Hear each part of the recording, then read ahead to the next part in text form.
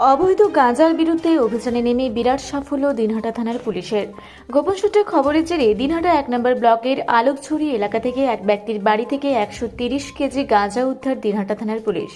সেই সাথে বাড়িতে গাঁজা মজুত রাখার জেরে তাপস রায় নামে ওই বাড়ির মালিককেও গ্রেপ্তার করেছে পুলিশ।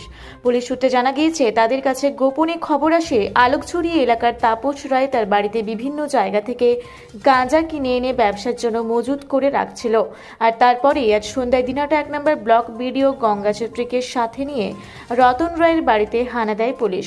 আর সেখানেই বস্তায় মজুত করে রাখা প্রায় 130 কেজি গাঁজা সহ রতন রায়কে হাতে নাতে গ্রেপ্তার করে পুলিশ।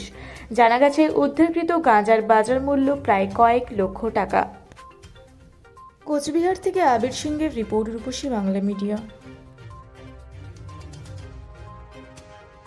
পুরুলিয়া শহরে এখন স্বল্প খরচে উন্নত ও অত্যাধুনিক চিকিৎসা পরিষেবা বর্দান হসপিটালে।